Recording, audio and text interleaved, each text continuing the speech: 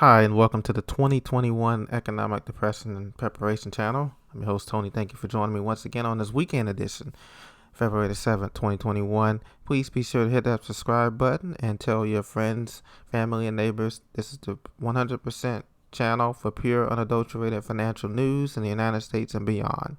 Well, today we're going to get right into it. We're just going to be talking about the long-term unemployment rate. Is close to a Great Recession record. As many of you know, what's being touted in the news and on the business channels is that the unemployment rate is hovering somewhere between 6.8% and 7%. We all know the real unemployment rate is up around 20%, and that's in the majority of the major U.S. cities in the U.S. And beyond the U.S. as well. The January jobs report shows high rates of long-term unemployment. That means people who cannot find work or are looking for work for 6 months or longer, and they have not been able to find a new job or any job, let alone a part-time job. So this is a very risky period that we're in. We predicted that, later on this year we're going to be experiencing some more pain, but there's financial experts are warning that household income may drop. Finding a job may be harder, and future earnings potential typically suffers. About 40% of jobless workers are long-term unemployed, said the Bureau of Labor Statistics reported Friday.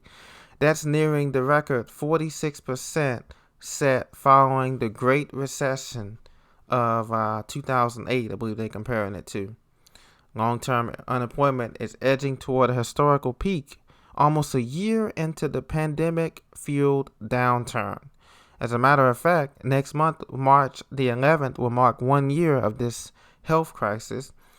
And right now, we are in a dangerous period of unemployment. Back in April 2010, the highest rate we reached of unemployment that people have been Americans who have been unemployed for 6 months or greater was at 45.5%. That's almost half the labor force. Right now, as of January 2021, according to the Bureau of Labor Statistics via FRED data, we are at 39.5% and rising fast. Now we're into the month of February, and we still have 40 million Americans unemployed, despite the stock market going to above 30,000, despite the pumping of $3 trillion by the Federal Reserve through direct payments to Americans so far, with another $1.9 trillion on the table. This is unbelievable and unsustainable in this nation. As a matter of fact, with the work from home saga people are experiencing, there's a lot of pressure for more production for less pay. And that's caused a lot of stress on workers at home as they feel like their production has to increase, but the wages have not grown. We've not had a real wage increase. Remember, we've not had a real wage increase for the last 25 years here in America that has beat out inflation. And the Federal Reserve does not seem to be worried about inflation. And I'm starting to think that perhaps, everyone is saying that hyperinflation is coming, but I think that we're going to get a period of both hyperinflation and deflation. First, we're going to get deflation in these asset prices, meaning the housing market's going to crash. The commercial mortgage-backed securities, which we see now, is going to crash. We're going to see deflation in those areas. We're also going to see deflation in the price of gas.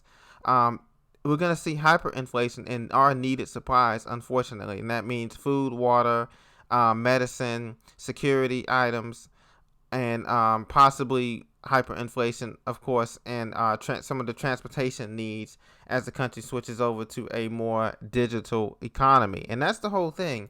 What is the end goal with this whole thing? And the end goal is to create a automated digital economy where we don't rely on paper dollars or anything like that. It could possibly be some type of crypto, but it'll be something backed by nothing but backed by the government per se. And so everybody's worried about this inflationary period, but we're going to have deflation because the amount of money that they're pumping in is only going to the top. It's not spreading down to the 90%. It's staying in the top 1% through stock buybacks and money. And remember, a lot of the politicians are getting money out of this bill too. They always do, out of these these bills that they pass, like President Biden's $1.9 trillion, how much of that you think is coming to us? Right now, they're saying that we're supposed to get a $1,400 stimulus check. Well, the majority of us, some of us won't get that. But let's say they do that. This has opened the gates for continual stimulus packages. This is just, mark my words, this is going to be the first stimulus package, okay? We're going to have another stimulus package in August or July, and then we're going to have another one by Christmas. So we're looking at possibly 3 stimulus packages by the end of the year. So next year's economy is going to be absolutely terrible because you cannot keep pumping fake money, funny money into an economy and expecting everything to be okay. It's not going to bring back jobs. Another plan that they want to do was raise minimum wage to $15, but that does not change the purchasing power. Okay, if I'm making $8.50 an hour right now, and taxes have to come out of that, federal, state, some people, city, some people, okay, taxes. My purchasing power is actually getting less. So you can raise the minimum wage to $15, even $20. It won't matter because the purchasing power, the value of your dollar is still the same. It hasn't changed, okay? So that is the issue. And then, of course, next year is going to be the killer because in January next year, they're going to raise taxes because the government has to pay for all of this. And they're going to try to raise taxes in multiple ways. As a matter of fact, they're floating internet taxes increasing because they know that people are working from home and the bandwidth needs to increase with kids are in school, working from school at home now and all of that. They're talking about floating an internet tax. They're talking about floating increasing your property taxes. All of that is coming next year once everyone figures out that we're never going back to normal. And so right now everybody says, well, we'll get the vaccine. You're going to go back to normal. We'll be able to socialize within 6 feet of each other. That's not the case, ladies and gentlemen. Cities, counties, states, townships are broke. And all of these skyscrapers that you see are going to be vacant, empty, dilapidated places in the next 2-3 years. Homelessness is going to increase, crime is going to increase, and the unemployment rate is going to increase. And so we have to prepare ourselves as best we can because all of the signs right now are pointing to a major crash in not only the stock market, but the housing market and the credit market. Right now, what they're not telling us is that the banks are seizing up right now, meaning that they're not lending a lot of the credit that they used to. And that's why that's part of the reason why they're doing this stimulus talks and all of these things. So be prepared, stay prepared. Right now, everything they're trying to make everything look good. But remember, just this week, we just lost another 720,000 jobs. That's a lot of people that's unemployed. We're talking about whole city size of people that's unemployed every week or losing close to 1 million of jobs. So they're trying to paper over things, but things are going to be looking very bad. And I believe we're going back to a period back in the late 1970s and 80s where we had hyperinflation, but this time we're going to have that and deflation and low demand and no services, no production. So be on the lookout for that.